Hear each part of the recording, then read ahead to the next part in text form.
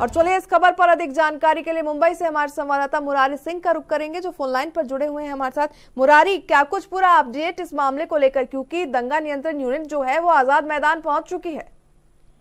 बिल्कुल, जिस तरीके से स्थिति बनी थी मराठा आरक्षण को लेकर, जारंगे पाटिल अपने समर्थकों के साथ जिस तरीके से आजाद मैदान पहुंचे थे, लगातार भीड़ बढ़ती जा रही थी।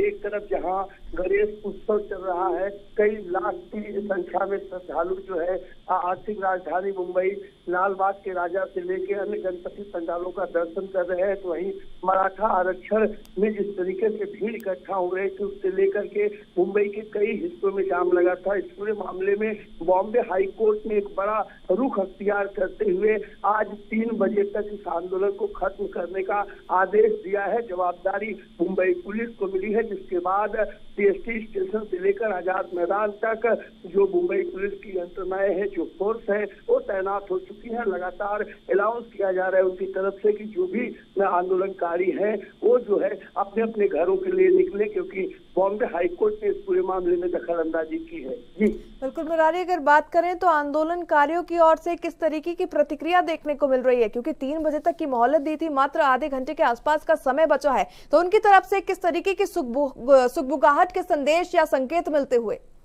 देखिए, साफ तौर पर उन लोगों का आरोप है कि सरकार उनके साथ ज्यादती कर रही है और प्रशासन उनके साथ ज्यादती कर रही है। हमें आंदोलन करने की आजादी है, हमें आंदोलन नहीं करने दिए जा रहा है, इस तरीके के आरोप उनकी तरफ से लगाए जा रहे हैं। लेकिन जिस तरीके की स्थिति हम यहाँ देख पा रहे हैं, अगर ये आंदोलन और बढ़ेगा तो आने वाले 2-1 दिन में जब गणेश चतुर्थी का समापन होगा, विसर्जन होगा, लाखों की संख्या में श्रद्धालु घरों से निकलेंगे, तो उस समय की स्थिति काफी दयनीय होगी। और यही वजह है कि बॉम्बे हाईकोर्ट ने इस पूरे मामले में गंभीरता लेते हुए तत्काल इस आंदोलन को खत्म करने के कह सकते हैं कि आदेश दिए हैं। उस आदेश का पालन मुंबई पुलिस कमिश्नर जो है देवेंद्र भारती सर, उनकी पूरी टीम जो है वो सीएसटी और आजाद मैदान के पास पहुंची है। लगातार अपील की जा रही है, लोगों को डाइवर्ट किया जा रहा है। जानकारी है कि कई ऐसी लोकल ट्रेन भी कही जा रही है कि अगर आप ट्रेन से जाना चाहते हैं अपने गाँव के लिए तो आप तुरंत ट्रेन से जा सकते हैं, और अपने वाहन से आए हैं तो आप अपने वाहन लेकर जा सकते हैं। लेकिन 3 बजे तक आजाद मैदान खाली करने के आदेश है। देखना होगा कि बहुत बड़ी चुनौती है मुंबई पुलिस के लिए। एक तरफ जो है आंदोलनकारी है, दूसरी तरफ श्रद्धालुओं की भीड़ भी मुंबई में बढ़ती जा रही है। तो इस आधे घंटे में किस तरीके का सिचुएशन होगा, इस पर भी सबकी निगाहें टिकी हुई है। जी बिल्कुल, ऐसे में मुरारी अगर बात करें तो दंगा नियंत्रण यूनिट के क्या किसी वरिष्ठ अधिकारी की ओर से मनोज जरांगे से बात की गई है, क्योंकि उनका एक आदेश और ये जो पूरे आंदोलनकारी है वो बेहद शांति से और सौहार्दपूर्ण तरीके से अपने घर वापस लौट सकते हैं?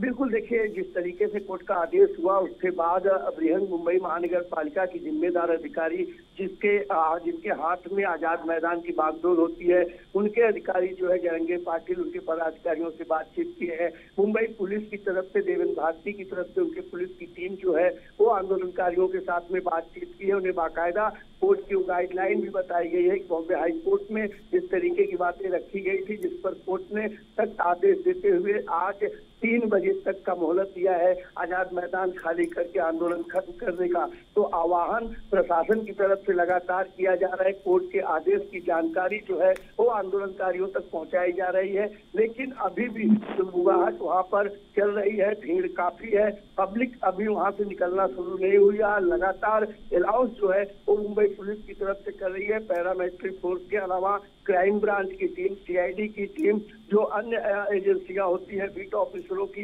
या जो नजदीक की 4 पुलिस स्टेशन की टीम है, वो घटना स्थल पर तैयार है और तमाम सीसीटीवी कैमरों के जरिए भी नजर रखी जा रही है। जी बिल्कुल मुरारी, जिस तरीके से खबरें और तस्वीरें निकलकर सामने आ रही है, कहीं ना कहीं संघर्ष की सुगबुगाहट जो है वो नजर आती हुई, क्योंकि जिस तरीके से आंदोलनकारियों को 3 बजे तक की मोहलत दी गई थी, मात्र अब 25 से 20 मिनट का समय रह गया है 3 बजने में। वहीं इस भीड़ को नियंत्रण करना, और गणेश उत्सव जारी है महाराष्ट्र में, गणपति में जिस तरीके की भीड़ उमड़ती है, ऐसे में किसी भी संघर्ष से निपटने का जो चुनौती होगी या फिर यूं कहे जो संघर्ष होगा, पुलिस बल के लिए, प्रशासन के लिए बेहद जो है महत्वपूर्ण समय होता नजर आ रहा है।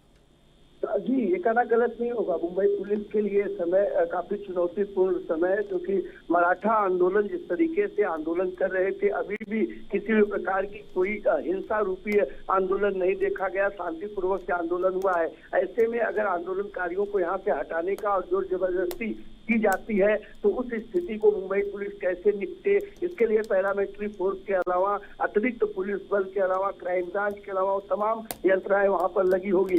लेकिन इतना जरूर है कि जिस तरीके से इस पूरे आदेश को अगर पालन कराना होगा, मुंबई पुलिस की एक बड़ी जवाबदेही बनेगी, क्योंकि एक कोर्ट का आदेश है और कोर्ट के आदेश का पालन कराना पुलिस का काम है। और यही वजह है कि मुंबई पुलिस कमिश्नर देवेंद्र भारती कहीं से कोई कोताही नहीं कर रहे हैं। जहां एक तरफ अनाउंस करके लोगों को घर जाने की अपील की जा रही है, वहीं DCP, ACP, additional CP, joint CP के अलावा अतिरिक्त पुलिस बल वहां पर तैनात है। लोगों को समझाने बुझाने का काम किया जा रहा है, लोगों को वहां से हटाने का काम किया जा रहा है। देखना ही होगा इस पूरे चुनौती को जो है मुंबई पुलिस किस तरीके से लेती है, और हर कार्यों के लिए जिस तरीके से मुंबई पुलिस जानी जाती है, क्या आज उस तरीके का कारनामा यहाँ दिखा पाएगी, यह देखना बेहद दिलचस्प होगा। जी बिल्कुल। ऐसे में मुरारी, अगर बात करें तो मनोज जारंगी की जितनी भी मांगे थी, मेरे हिसाब से ये पहली या दूसरी बार नहीं है, बल्कि मराठा आरक्षण को लेकर उनकी तरफ से जो है कई बार आंदोलन किया जा चुका है, भूख हड़ताल पर वो बैठ चुके हैं। देवेंद्र फडणवीस के साथ में उनकी हमेशा से जो है तकरार नजर आई है। ऐसे में जो उनकी फिलहाल मांगे हैं, जिसको लेकर वो भूख हड़ताल पर बैठे हैं पिछले कुछ दिनों से, तो क्या सरकार की ओर से किसी तरीके की जो कमेटी है उसका जो है गठन किया गया, या फिर किसी भी तरीके की डॉक्यूमेंटेशन का जो है ड्राफ्टिंग की गई है, ताकि उनकी मांग को लेकर कहीं ना कहीं बीच में आकर समाधान मिल सके? देखिए, अभी तक इसकी आधिकारिक पुष्टि नहीं हो पाई है कि मुख्यमंत्री द्वारा इस पूरे मराठा आंदोलन की जो मांग है, उन मांगों पर उन्होंने कितनी सहमति जताई है, या किसी भी प्रकार के कोई टीम का गठन किया गया है जो पूरे मामले को जो है गठित करे और एक रिपोर्ट सौंपे। मराठा आरक्षण एक कोई पहला मुद्दा नहीं है। इससे पहले जारंगी पाटिल ने कई आंदोलन किए थे। महाराष्ट्र के कई ऐसे छोटे बड़े संगठन है जो मराठा आरक्षण को लेकर कई बार जो है आंदोलन किए थे। ऐसे में आजाद मैदान का जो आंदोलन था काफी महत्वपूर्ण जो है ये जारंगी पाटिल की तरफ से माना जा रहा था, क्योंकि मुंबई के अंदर बैठकर आंदोलन करना और लाखों की संख्या में मराठों को इकट्ठा करना कहीं न कहीं सरकार को सीधा एक तरह से चुनौती थी। जैसे आपने पहले भी कहा कि देवेंद्र भारती माफ कीजिएगा, देवेंद्र फडणवीस और जारंगी पाटिल की बनी नहीं कभी किसी भी चीज को लेकर कोई सहमति नहीं।